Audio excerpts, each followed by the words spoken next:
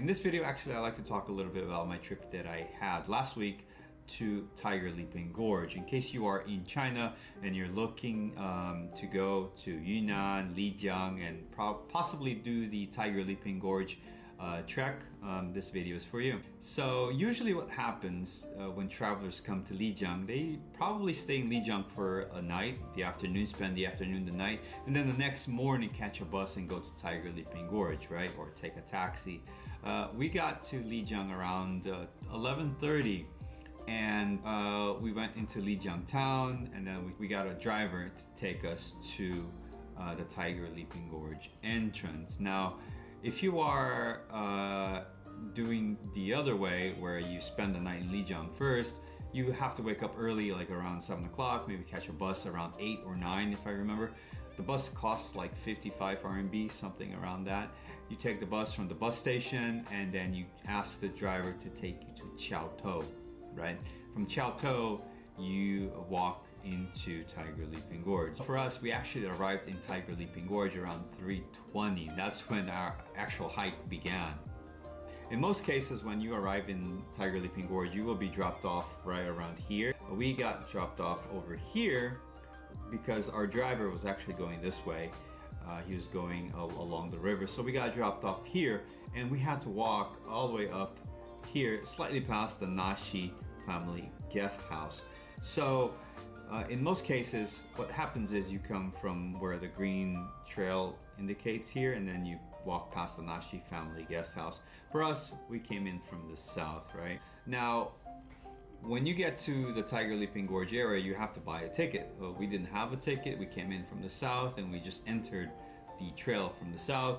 We got to a point where there was actually like a hut, and there was someone working there, but he didn't really charge anything. He just said, okay guys, just go safely, and we continued our trail. So continuing here, just slightly past the Naxi Family Guest House, we made our way to the T-Horse Guest House. Now this stretch here from the Naxi Family Guest House all the way to the T-Horse Guest House is basically all elevation, except for maybe like this part here.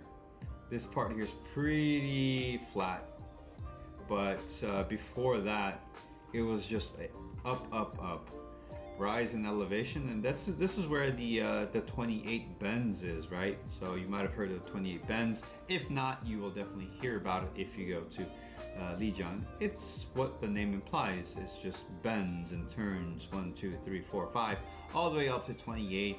Just elevation, and then you'll eventually reach a part of the trail where there is no elevation. It's just flat, which is probably this high trail right here, and then you will end up at the T-Horse Guest House. Now, I've been in China for a couple of years now, and my Chinese unfortunately is not as fluent as it should be. However, I think that the people at the T-Horse, the staff at the T-Horse Guest House, they're so familiar with like foreign travelers coming in and going through, staying there at night, that even if you don't speak Chinese at all, I think you'll be fine there.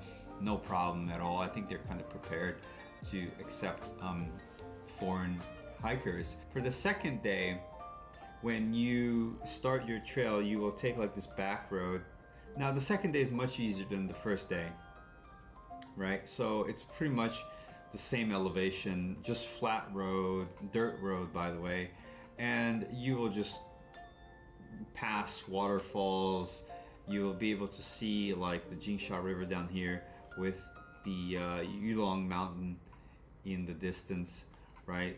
And you will eventually, your goal is to make your way to Tina's guest house. This map, it doesn't say like Tina's guest house here, but you know it's here because it's the bus to Lijiang. This is where all the buses wait for the travelers doing the hike, right? You can go to Lijiang, or you take a bus to Shangri-La from here. So all in all, this total distance, I feel it's something like 20 kilometers, right? Something like that, all the way from the Naxi Family Guest House. This is where I feel like it actually begins, all the way to Tina's guest house all the way on the other side. But yeah, highly recommend it if you are in China and you have not done this trail. I really recommend it. I went again in December, but probably you want to avoid like the Chinese holidays. I can imagine this place just being filled with people and just very crazy season. But yeah, I think in China, definitely a place for you to kind of get away from the busy city life, maybe leave your bubble a little bit and just go enjoy nature.